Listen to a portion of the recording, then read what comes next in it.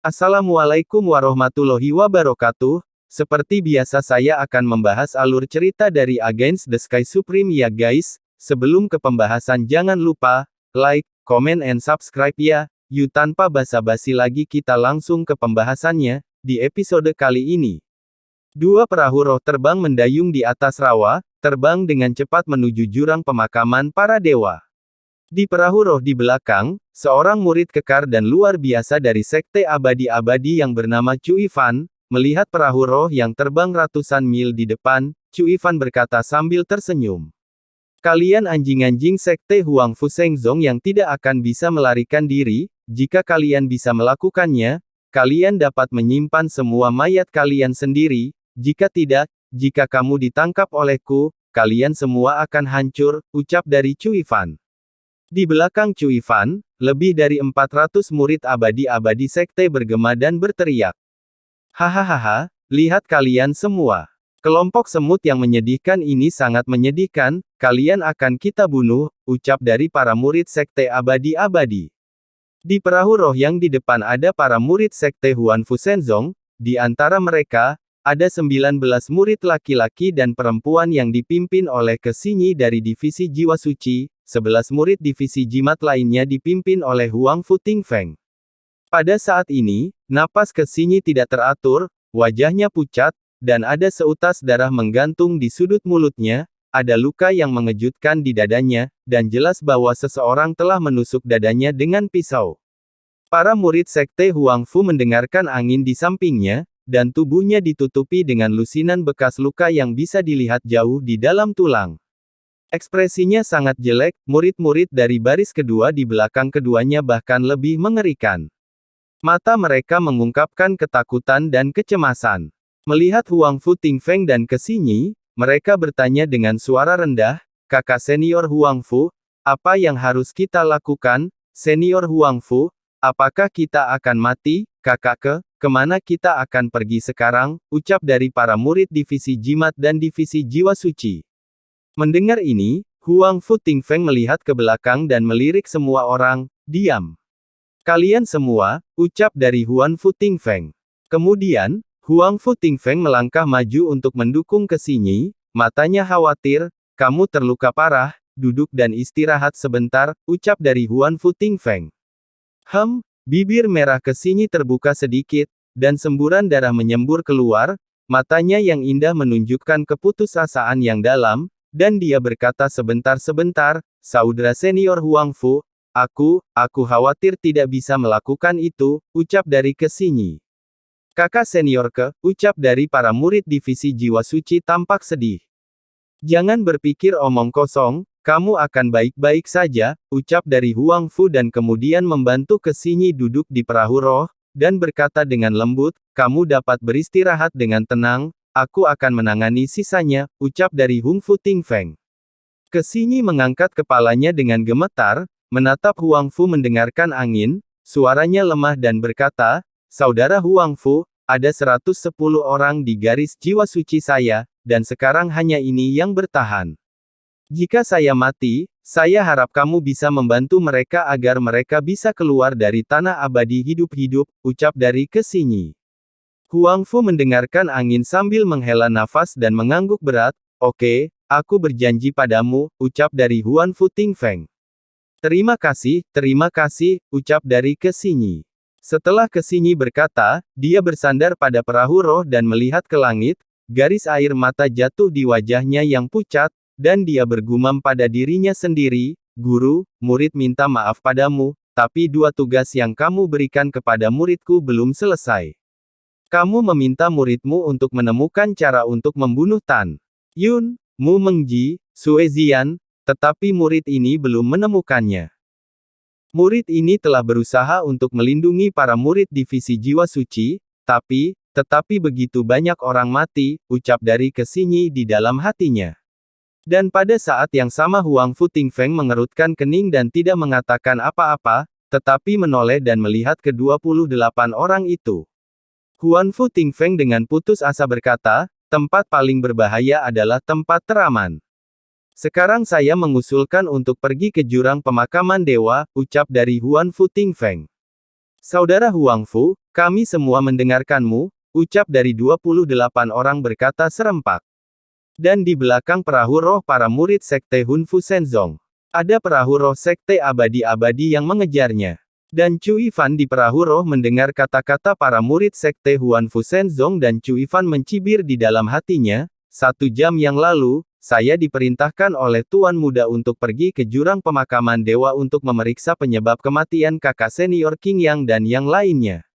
Sekarang, orang-orang Huangfu Shenzong akan melarikan diri ke jurang pemakaman para dewa, hehehehe, persis seperti yang saya inginkan, ucap dari Chu Yifan di dalam hatinya. Pada saat yang sama, di arah timur laut dari pintu masuk ke jurang pemakaman para dewa, di antara pegunungan 1 juta mil jauhnya, balok pedang tebal dan besar, disertai dengan celoteh dan cacian terdengar. Sekelompok idiot yang masih ingin membunuh kebenaran. Kalian bajingan harus memaksaku menggunakan pisau dapur untuk membunuh kalian, ucap dari celotehan itu. Ah, maafkan aku, ucap dari para murid sekte abadi-abadi. Pada saat ini kerikil memercik, pohon-pohon hancur berkeping-keping, dan dalam teriakan dan memohon belas kasihan, 10 murid sekte abadi-abadi dibombardir menjadi 10 darah kabut oleh cahaya pedang. Di antara gunung-gunung yang hancur, orang kuat pertama dalam garis keturunan angin dan guntur dari sekte Huanfu Shenzong yang bernama Tukau Jun Luren, memegang pisau dapur yang megah, membantai semua musuh. Untuk uji coba di tanah keabadian ini, hanya ada 50 orang di divisi angin dan guntur. Sebelum memasuki tanah keabadian, Luren merencanakan tempat pertemuan dan memimpin 49 murid divisi angin dan guntur menuju jurang pemakaman dewa. Aneh untuk dikatakan, Luren mungkin kurang beruntung, dia membawa 49 murid di sepanjang jalan, kecuali ketika dia melewati rawa, hanya 1 yang dimakan hidup-hidup oleh monster yang bersembunyi di rawa, Luren tidak menemukan 1 musuh pun. Baru saja, Luren bertemu 10 murid dari sekte abadi-abadi, dan mereka juga olehnya yang memegang pisau dapur berharga tipe petir bermutu tinggi. Kakak senior Lu perkasa. Kakak Lu, kamu hanya 1 orang dan mereka tidak bisa berbuat apa-apa, ya, kakak Lu kita terlalu kuat. Dia memusnahkan musuh, ucap dari para murid divisi angin dan guntur lainnya. Kekaguman dan sanjungan para murid, Luren memegang pisau dapur, menunjuk ke arah para murid, dan berkata, aku luar biasa. Aku sangat baik, tapi mengapa aku bahkan tidak berhasil mencapai 8 besar dalam daftar Wolong atau daftar naga? Tapi silakan semuanya menyanjung saya, tapi bisakah kalian mengatakan untuk tidak terlalu palsu, ucap dari Luin. Mendengar ini, para murid tercengang dan tercengang. Pada saat ini, tiba-tiba, tawa suram terdengar seperti guntur dan turun dari langit, lemak gendut, karena Anda mengatakan bahwa 10 orang di sekte saya yang Anda bunuh tidak memasuki sungai, bagaimana Anda menilai saya? Peta gunung dan sungai kematian, beri aku kematian, ucap dari suara itu. Boom! Tiba-tiba, langit bergetar, dan sebuah gulungan ditembak jatuh dari tangan seorang murid muda sekte abadi-abadi di langit. Tiba-tiba, gulungan itu terbuka, seperti gambar gunung dan sungai. Saat gulungan ini dibuka, cahaya hitam meluap, dan puncak gunung hitam setinggi 10 kaki di atasnya, seolah-olah hidup, terlepas dari gulungan itu dan tiba-tiba menjadi gunung besar setinggi 1000 kaki. Di pegunungan hitam, kekuatan kematian yang tak berujung dan besar melonjak, dengan kekosongan yang retak, di celah ruang yang padat, Luren dan 49 orang lainnya, yang menghadap ke pegunungan, tiba-tiba meledak. Cepat tekan itu, ucap dari Luren. Luren merasakan kekuatan yang tak terhentikan, dan segera meraung, lari, semuanya lari. Beledak-beledak tubuh Luren berguling-guling di gunung, seperti roda gigi yang tak terkalahkan, dengan cepat menembus dasar gunung, dan setelah di ujung gunung yang lain muncul ribuan kaki jauhnya, Luren menginjak tanah, mengeluarkan perahu, dan pergi dengan wajah muram. Di belakang perahu roh, teriakan datang dari belakang. Ah! Tidak! Kakak Lu, ingat untuk membalaskan dendam kita, kakak Lu. Lari, ucap dari para murid divisi angin dan guntur lainnya, jeritan itu terputus tiba-tiba. Luren, yang berada di perahu roh, tiba-tiba melihat ke belakang dan melihat pemandangan yang tak terlupakan dan menyedihkan dalam hidupnya. Tetapi melihat gunung 1000 kaki jauhnya, tempat Luren berhenti beberapa saat yang lalu ditempati oleh Gunung Kematian, dan di sekitar Gunung Kematian, hanya 6 murid yang lolos dari penindasan gunung, namun, setelah itu semuanya terbaring tak bergerak. Di rerumputan, mereka semua dipenggal. Pria muda yang agak tampan dengan hidung bengkok dari Sekte Abadi-Abadi memegang pedang terbang yang berlumuran darah, menunjuk Luren, dan berkata dengan anggun, "Kamu melarikan diri dengan sangat cepat, tetapi aku ingin melihat kemana kamu dapat melarikan diri," ucap dari Tuoba Jinge. Orang yang bernama Tuoba Jinge adalah peringkat ke-6 di antara murid-murid dalam dari Sekte Abadi-Abadi. Pada saat yang sama, Tuoba Jinge juga cicit dari seorang leluhur Sekte Abadi-Abadi. Leluhur itu sangat mencintai Tuoba Jinge. Meskipun dia tahu bahwa kultivator yang berada di jiwa janin hanya dapat mengerahkan 30% dari kekuatan alat sub-zun tingkat rendah, dia masih memberi Tuoba Jinge beberapa jenis alat sub-zun tingkat rendah untuk pertahanan diri. Dapat dikatakan bahwa Tuoba Jinge penuh dengan harta, itu tidak berlebihan. Pada saat ini, Tuoba Jinge seperti kucing bermain tikus, menatap Luren, yang sudah menangis. Dengan lambaian tangan kanannya, gunung atribut kematian di belakangnya berubah menjadi seberkas cahaya hitam dan masuk kembali ke dalam gulungan tergantung di atas kepalanya. Dan di belakangnya Tuoba Jinge, mayat 42 murid divisi angin dan guntur telah tergencet dan tidak terlihat bentuk manusia. "Cek-cek, babi gendut mati, lihat teman sekelasmu, dia mati mengenaskan," ucap dari Tuoba Jinge mencibir. "Kail elang konyol, jika kamu melaporkan namamu, aku pasti akan membunuhmu dengan tanganku sendiri," ucap dari Luren meraung dengan mata merah. Meskipun Luren terlihat suka mengobrol dan lucu di hari kerja, dia memiliki hati yang baik. Luren menyaksikan dengan sedih ketika sesama muridnya dihancurkan sampai mati. "Iya, itu membuatku takut setengah mati," Tuoba Jinge tertawa tanpa malu-malu, dan tiba-tiba, matanya menunjukkan niat membunuh. "Hanya karena kamu tidak pantas untuk mengetahui namaku, kamu harus mati hari ini," ucap dari Tuoba Jinge. Tuoba Jinge mengeluarkan perahu roh harta karun Yazun tingkat rendah.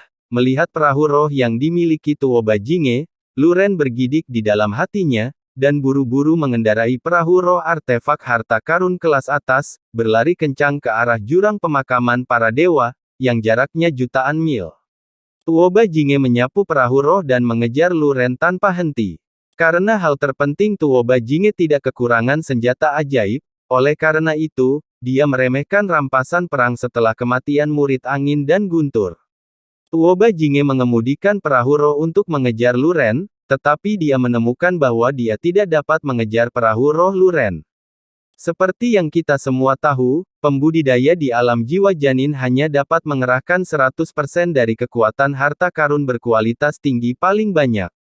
Meskipun perahu roh yang dikendarai Tuoba Jinge adalah senjata sub-agung tingkat rendah, setelah memulainya dengan batu roh tingkat atas, kecepatan tercepat bisa mencapai 600.000 mil per hari, melebihi perjalanan harian 500.000 mil. Meskipun Tuoba Jinge dapat meningkatkan kecepatannya hingga 600.000 mil sehari, dia tidak berani melakukannya. Karena dalam kesempurnaan jiwa janinnya yang luar biasa, dia tidak dapat mengendalikan kecepatan secepat itu sama sekali. Begitu kecepatan meningkat hingga ekstrim di pegunungan, dia akan mencapai puncak yang menjulang tinggi. Di bawah dampak besar itu, Tuoba Jinge bisa saja terbunuh atau terluka. Oleh karena itu, Tuoba Jinge tidak bisa mengambil risiko kehilangan kendali dan mengejar Luren, tetapi hanya bisa mengendalikan perahu roh dengan indera spiritualnya dan mengejar Luren tanpa henti. 2 hari kemudian, di jurang pemakaman para dewa mata indah Suezian menunjukkan niat membunuh 3 poin dan kesedihan 7 poin, "Kakak ipar, sudah 9 hari, dan saya belum melihat satu orang pun. Aku ingin pergi mencari murid Sekte Abadi-Abadi dan murid Istana Jiwa Abadi, aku ingin membalas dendam murid 5 jiwa dan 1 garis keturunanku yang mati," ucap dari Suezian. Sue Zian tahu bahwa Tan Yun tidak peduli dengan hidup atau mati murid divisi 5 jiwa, tapi bagaimanapun juga Sue Zian adalah murid divisi 5 jiwa, jadi kini Sue Zian sangat menyedihkan. Ketika Tan Yun hendak menjawab, tiba-tiba, Sang Guan Bingbing berkata, seseorang datang dari langit di sebelah kiri.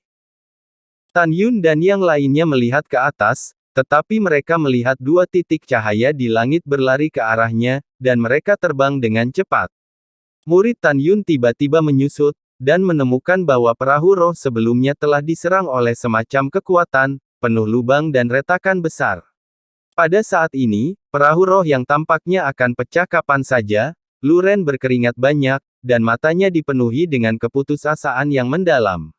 Karena dalam 2 hari terakhir, Tuoba Jinge telah mengemudikan perahu roh untuk mengejar, dan pada saat yang sama, ia telah mengumpulkan dan mengorbankan beberapa jenis senjata ajaib untuk membombardir perahu roh Lu Ren.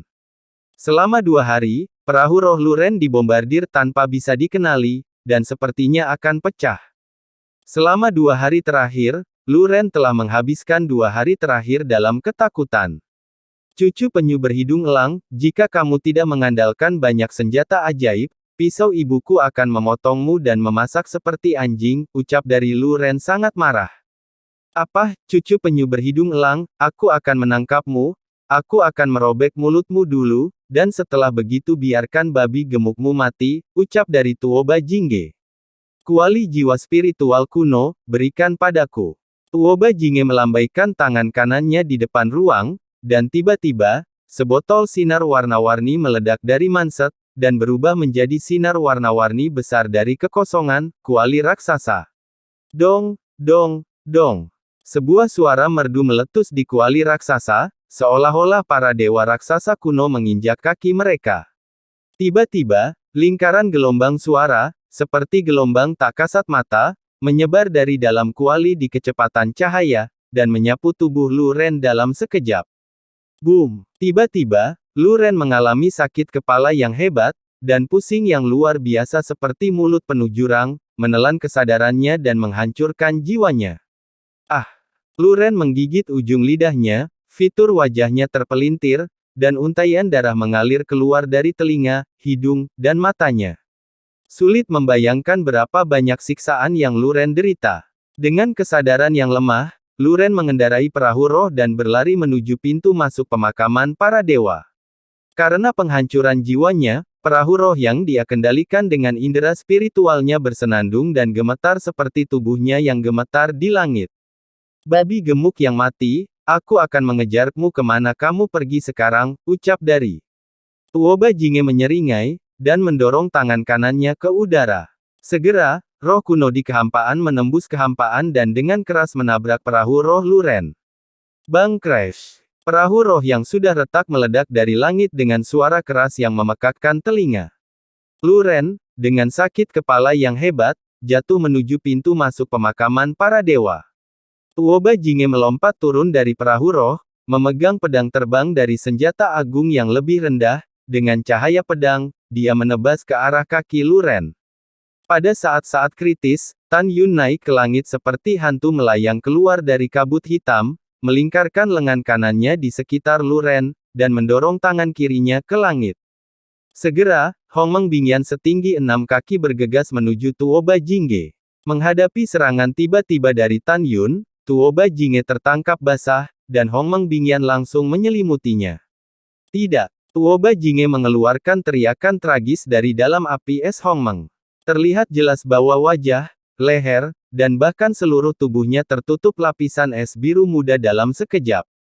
Ketika Tuoba Jinge berputar-putar dengan energi spiritual dan melarikan diri dari api es Hongmeng, es setengah inci di belakangnya, dengan kulit berdaging, jatuh dari celah. Pada saat ini, di wajahnya dan bahkan seluruh tubuhnya, tidak ada daging dan darah, hanya kulit dan darah yang berdarah. Saudara Jun, angkat Lu Ren, ucap dari Tan Yun.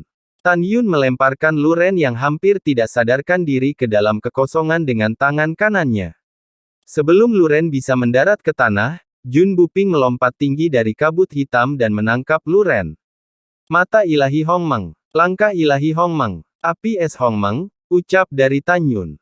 Di dalam kehampaan, mata Tan Yun berbinar dengan cahaya merah yang aneh, tubuhnya berkedip ke arah kekosongan, dan telapak tangan kanannya didorong ke arah Tuo Bajinge, dan api Hongmeng terbang menuju Tuo Bajinge yang berlumuran darah. Namun Tan Yun tidak dapat mengendalikannya dengan mudah, dan mata ilahi Hongmeng dari pembudidaya tingkat kedua di alam penyempurnaan jiwa jadi tidak berpengaruh kepada Tuo Bajinge. Jelas, jiwa Tuo Bajinge tidak jauh lebih lemah dari Tan Yun. Deat Armor, Kai. Tan Yun, aku akan membunuhmu hari ini, ucap dari Tuo Bajinge. Saat Tuo Bajinge meraung, satu set armor gelap yang memancarkan kekuatan kematian tiba-tiba muncul di tubuhnya yang berdarah. Tidak peduli berapa banyak aura api Hongem yang cukup untuk membakar harta terbaik menjadi ketiadaan, baju besi itu masih utuh. Oh, artefak agung tingkat rendah, ucap dari Tan Yun cukup terkejut. Baru saja, Tan Yun menemukan bahwa tidak hanya perahu roh yang dikendarai Tuo Bajinge adalah senjata sub agung tingkat rendah, tetapi bahkan roh kuno dan tripod jiwa yang baru saja menyerang Luren, dan pedang terbang di tangannya juga merupakan artefak sub agung tingkat rendah. Hehehe, mereka semua adalah senjata sub agung yang tingkat rendah. Aku berkata bahwa identitasmu seharusnya tidak sederhana, kan, ucap dari Tan Yun sambil mengeluarkan pedang terbang, dan menginjak pedang terbang yang tergantung di udara, melihat ke jarak 200 meter, Tuo Bajinge yang sama, yang mengeluarkan pedang terbang. Tan Yun tertegun sejenak, orang baik, pedang terbang di bawah kaki orang ini juga merupakan senjata sub agung tingkat rendah, gumam Tan Yun dalam hatinya. Tan Yun, kamu tidak peduli siapa aku, kamu hanya perlu tahu bahwa kamu akan mati hari ini, ucap dari Tuo Bajinge. Dan setelah itu Tuo Bajinge berkata lagi dan berteriak, guling dan Soul Cauldron. Dong, dong, dong. Ruang bergoyang seperti riak di lapisan air, dan suara merdu meletus lagi di kuali raksasa di kehampaan, seolah-olah para dewa raksasa kuno menginjak kaki mereka. Tiba-tiba, lingkaran gelombang suara jatuh dari langit seperti tak terlihat ombak raksasa menyelimuti Tan Yun. Menghadapi kekuatan kuali roh dan jiwa kuno, 3 jiwa dan 7 jiwa jauh di dalam pikiran Tan Yun kembali normal hanya dengan kejutan. Kamu masih ingin membunuhku hanya dengan kemampuan ini, ucap dari Tan Yun menginjak pedang terbang, dan seringai muncul di sudut mulutnya. Bagaimana ini bisa terjadi, ucap dari Tuoba melebarkan matanya. Tuoba Jinge tahu bahwa meskipun senjatanya adalah senjata sub agung tingkat rendah, Tuoba Jinge hanya bisa mengerahkan 30% dari kekuatan roh kuno dan kuali jiwa, tetapi 30% dari kekuatan ini cukup untuk membuat jiwa para kultivator tingkat kedua alam pemurnian jiwa menderita kerusakan berat. Namun sekarang, Tan Yun tidak bergerak sama sekali, jadi bagaimana mungkin Tuoba Jinge tidak terkejut? Menahan keterkejutan di hatinya, Tuoba Jinge meraung, peta gunung dan sungai kematian, beri aku penindasan, ucap dari Tuoba Jinge. Dan setelah itu, segera, cahaya hitam meluap dari gulungan itu, dan puncak gunung hitam setinggi 1 kaki tampaknya menjadi hidup. Bergetar, di seluruh gunung hitam, kekuatan kematian yang tak berujung dan besar melonjak keluar, dengan kekosongan yang retak, di celah-celah ruang yang padat, dengan keras menabrak Tan Yun. Sangkar kematian, bunuh. Pada saat yang sama, Tuoba Jinge, yang mengenakan baju besi kematian, mencubit formula ajaib dari dadanya dengan tangan kirinya, dan memutar pergelangan tangan kanannya dengan sangat cepat. Dalam sekejap, ada pedang hitam yang panjangnya puluhan meter keluar, dan menyerang dengan agresif ke arah Tan Yun. Rasa krisis muncul dari hati Tan Yun, dia menilai bahwa jika dia tidak menggunakan pedang pembantaian Hongmeng, meskipun dia bisa menahan pencekikan kandang kematian, Tan Yun pasti akan terluka. Karena kamu memiliki banyak senjata ajaib, maka aku akan membiarkanmu melihat senjata ajaibku. Aku tidak akan bermain denganmu secara perlahan, ucap dari Tan Yun. Lalu setelah Tan Yun tiba-tiba berkata dengan suara rendah, orang besar, aku ingin hidup, ucap dari Tan Yun. Aum, dengan auman singa yang menggelegar, singa naga emas, seperti sambaran petir emas 200 kaki melesat keluar dari kabut hitam dan naik ke langit, sayap kanan yang tajam dengan keras menghancurkan sangkar kematian, dan mengangkat yang besar kuku depan tercetak di puncak raksasa 1000 kaki. Bang! Boom! Gunung hitam itu tertutup retakan dalam sekejap. Setelah ditendang ratusan kaki oleh singa naga emas itu meledak dan berubah menjadi puing-puing. Saat gunung kematian meledak, segera, gulungan yang tergantung di atas kepala Tuoba Jinge tampaknya telah kehilangan spiritualitasnya dan jatuh bersama angin. Apa-apaan ini, bahkan menghancurkan 2 senjata ajaib Sub Zunku, ucap dari Tuoba Jinge. Tuoba Jinge berteriak ngeri, menginjak pedang terbang, dan menembak ke arah perahu roh yang tergantung di langit, mencoba melarikan diri dengan perahu roh dan melarikan diri. Aum! Tiba-tiba, raungan terdengar dari atas, tubuh Tuoba Jinge membeku, kepalanya terangkat, wajahnya memucat. Tapi, saya tidak tahu kapan, singa naga emas telah tergantung di atas kepalanya, membuka mulutnya yang berdarah. Tan Yun, biarkan aku, selama kamu melepaskanku, aku pasti akan membiarkan leluhurku yang hebat membalas budimu, tolong biarkan aku pergi, ucap dari Tuoba Jinge sambil menatap Tan Yun dengan mata memohon. Hahaha, lumayan. Aku beruntung hari ini, aku bertemu cicit leluhur dari Sekte Abadi-Abadi, tidak heran senjata ajaib di tubuhmu semuanya adalah sub agung tingkat rendah, ucap dari Tan Yun berkata dengan senyum tipis. Ya, Tan Yun, apa yang kamu katakan? Leluhurku yang hebat adalah tingkat tinggi dari Sekte Abadi-Abadi kita. Selama kamu membiarkan aku pergi, aku akan membiarkan leluhurku memberimu senjata sub tinggi kelas menengah. Sebelum Tuoba Jinge selesai berbicara, Lu Ren berikut, yang telah sadar kembali, berteriak, Saudara Tan, jangan berjanji padanya, dia membunuh 48 teman sekelasku dari Divisi Angin dan Guntur 2 hari yang lalu, jadi bisakah kamu menangkapnya, dan serahkan padaku, ucap dari Lu Ren. Iya, tatapan Tan Yun dingin, orang besar, serang dia tapi jangan membunuhnya, ucap dari Tan Yun. Aum ketika singa naga emas mengaum, sayap kanan menamparkan Tuoba Jinge dengan suara siulan. Crash! Armor kematian di tubuh Tuoba Jinge terkoyak, dan tubuh Tuoba Jinge hancur berkeping-keping dengan teriakan seperti meteor. Tuoba Jinge memuntahkan darah dari mulutnya, tubuhnya berkedut, dan matanya berangsur-angsur memudar. Pada saat ini, Lu Ren memegang pisau dapur dan berjalan terhuyung-huyung menuju Tuoba Jinge selangkah demi selangkah. Memikirkan sesama sekte yang meninggal secara tragis, setiap langkah yang diambilnya, niat membunuh menjadi lebih kuat. Lu Ren ingin melakukan apa yang dia katakan, seperti menyembelih anjing, membantai Tuoba Jinge. Tidak, jangan bunuh aku.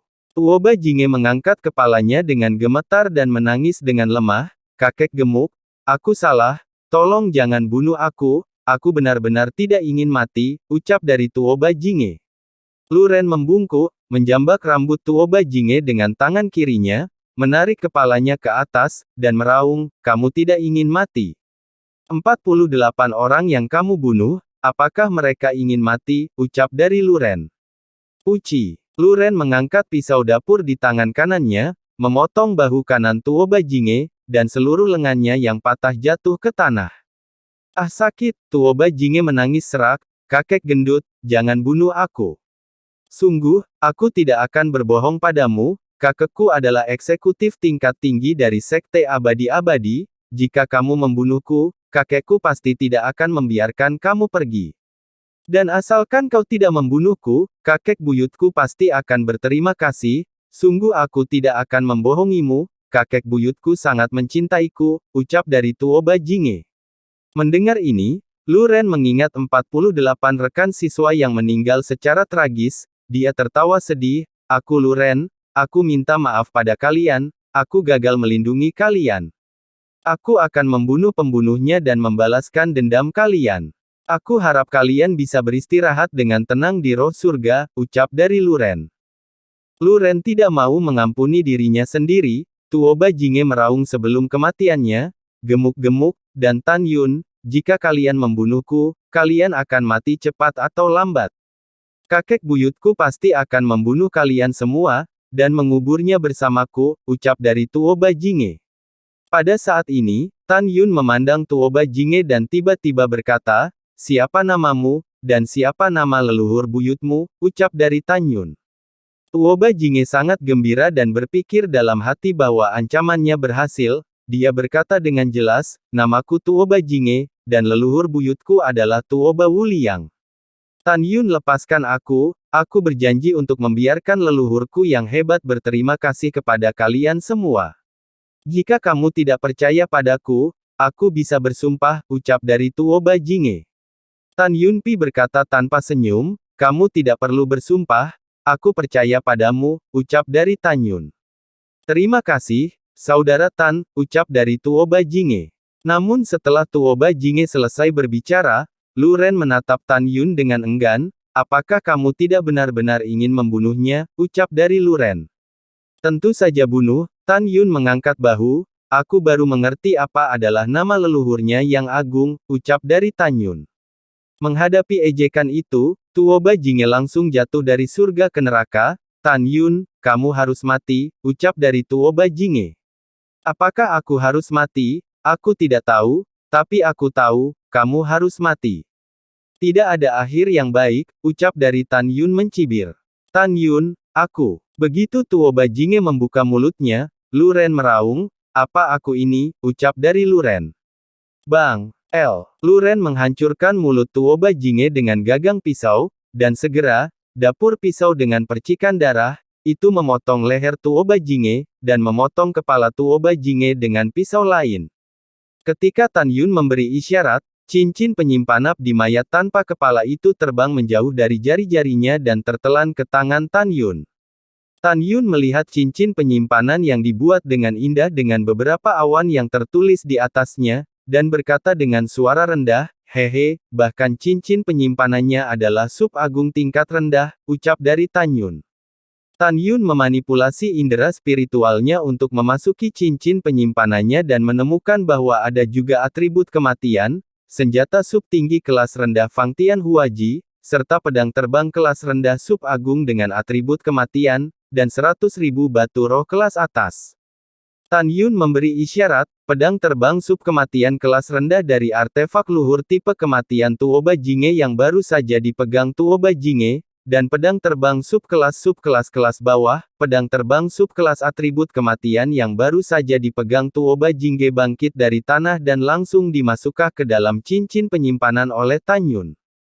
Kemudian, Tan Yun melepas cincin penyimpanannya dan memakai cincin penyimpanan milik Tuoba Jinge.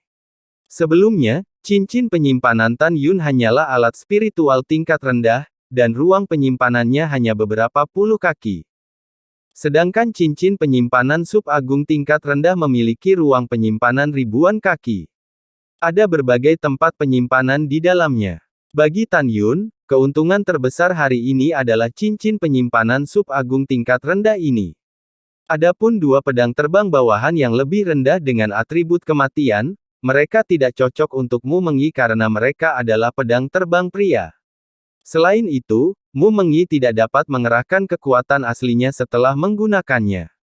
Oleh karena itu, Tan Yun menyingkirkan pedang terbang itu dan akan memberikannya nanti. Bang! Tan Yun melambaikan tangan kanannya, dan segera, tubuh tanpa kepala Tuoba Jinge, kepalanya yang terpenggal, meledak, tanpa meninggalkan tulang. Tan Yun menepuk pundak Lu Ren, dan berkata, "Mereka tidak bisa dibangkitkan dari kematian, jangan sedih. Jika kamu ingin membalas dendam, maka bergembiralah dan ikuti aku untuk membunuh musuh," ucap dari Tan Yun. Lalu setelah itu, bagaimanakah kelanjutan ceritanya? Next di episode berikutnya ya. Wassalamualaikum warahmatullahi wabarakatuh.